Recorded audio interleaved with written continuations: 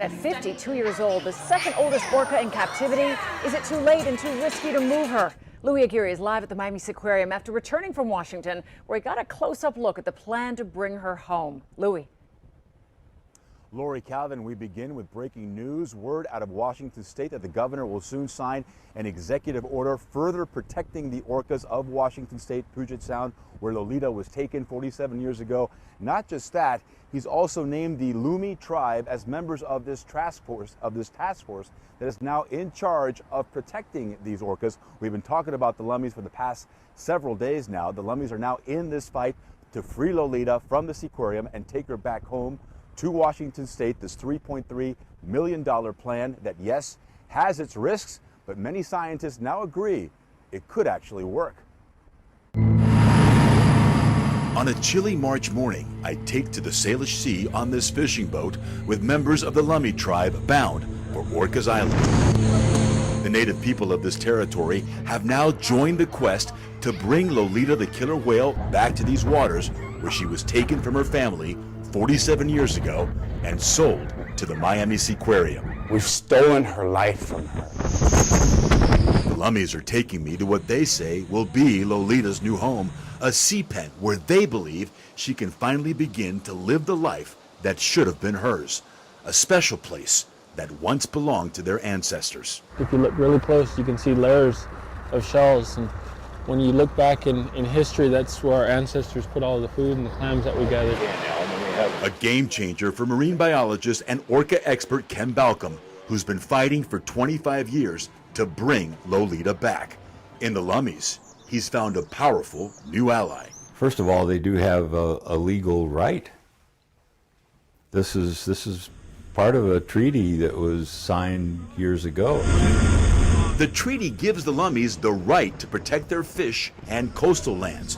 The salmon are disappearing. Global warming, pollution, and shipping congestion have wreaked havoc on this delicate ecosystem. And now the orcas who live here, the southern residents, are endangered. Lolita is part of the plan to save them and the Salish Sea. She is, after all, a star, and the world will be watching. If we don't bring this attention to the repair of this ecosystem, we've lost the Salish Sea. And the orcas. And the orcas, and the eagles, and the salmon, and the people, ultimately. For Balcom and the Lummis, this plan has to work. The first step is to get her out of the Seaquarium and here to Orcas Island. This is it. This is perfect place. Why is this the perfect place? Well, it's deep water. It's got a barrier island over there. It's got a nice embayment that we can pen off. We can have a small pen in here to start with and then open up to a larger one and then open up to the whole East Sound. Not just that, her family, the L-Pod, has been known to travel very near to these waters in the summer when the salmon are running and they come here to feed. It also comes with room service. Well, for one thing, this is a salmon hatchery. We produce thousands of salmon here. Seattle real estate developer Jim Youngren built this hatchery 40 years ago to help repopulate these fish-depleted waters with wild Chinook salmon. These days, Youngren's little experiment releases 750,000 salmon a year back into the sea. We can grow salmon and she can relearn to feed on live salmon. But will it work? We asked someone with no horse in this race. What is best for this particular animal, in your opinion? In my opinion, what's best for the particular animal is to allow her to continue to live as she has. Biology professor and marine mammal expert Douglas Wartsock thinks it best Lolita stay in the Seaquarium. He says the chances are slim that the 52-year-old Lolita could ever survive as a wild orca, and the transport from Miami to Bellingham, a 7-hour flight, would be risky. The track record of animals who have been in captivity and been freed has not been good. They usually die fairly quickly. But the plan is not to free her. We don't want to freak her out by all of a sudden dropping her in the water, as some people propose. Right. The idea is to have just at least as much care as she gets in Miami. And that's something even Professor Wartsock says may give Lolita a better life, if they can get her here safely. It would probably be a good thing for her in the sense that there would be greater space. I mean, the tank she's in is clearly too small. No, I don't think anyone questions that. She doesn't belong in a little small pool in Miami. This is her home. Back at the reservation, Master Carver James Jewell is working on a new totem pole. You know, when we start cutting into it. When he's finished, it'll depict a mighty female orca making her way back home. He plans to tour the country with it to tell the world the story of Lolita, an ending that so far has yet to be written. Look, we can do this in a good way or a bad way. Good way is we make you a hero. Bad way, we bring in all our alliances and all our allies and we make you a villain.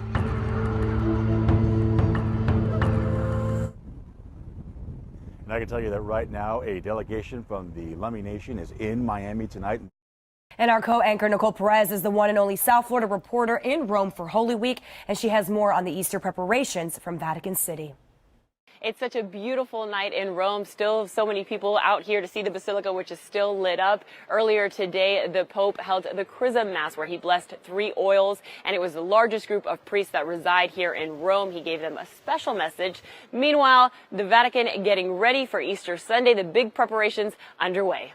Easter preps underway. I've been raised Catholic since I was a kid, so, you know, I go every Sunday, and that's, of course, an important holiday. The Vatican getting ready to welcome thousands to St. Peter's Square for Easter Sunday. Italia, the best city in the world. Chairs lined up and ready, the stage set, security cameras all along the balcony, the Swiss Guard in place, and monitors all over the square, so no matter where you are, everyone gets to see Pope Francis. And the shopping. I've just bought too much. My mom's not too happy with me. Jewelry, rosaries, crosses, Pope Francis mementos, everything you need and more. I sold the rosary, rosary medals, the little souvenir from the Vatican for the Pope. Alfredo has his spot locked down at the Vatican. He says the square gets so packed during Easter, his family-owned business thrives. What do they like to buy from you?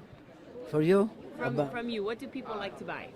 The people buy the rosary, rosary beads, rosary, nice, a necklace, silver rosary for your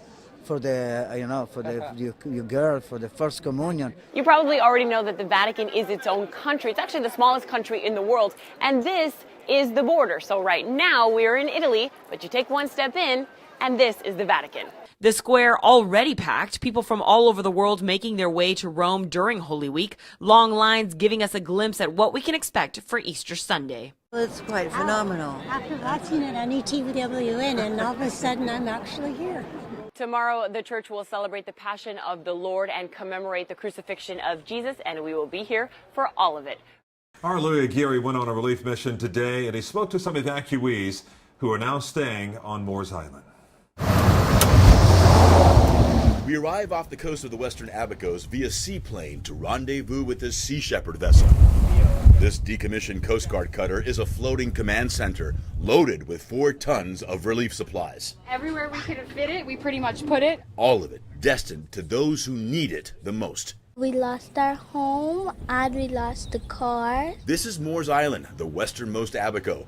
Dorian's eye did not pass here, sparing this tiny fishing community the worst of its wrath. It's now become a haven for some 500 storm evacuees, fleeing the devastation and horror they experienced. I don't wish that on my worst enemy. Then after I be driving and you can see the dead bodies in the water.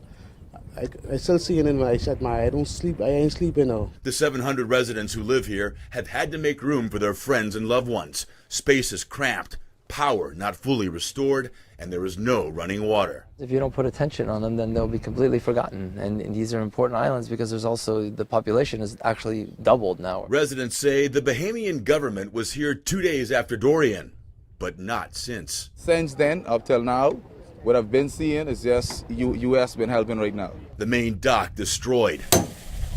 Islanders using hurricane debris to help fix it. If not for relief missions like this, aid would not get here. We got to have food keep coming in because there's no way for the mail boat to bring freight in. But aid is getting to those who need it. We can come in by parachute, we can come in by boat.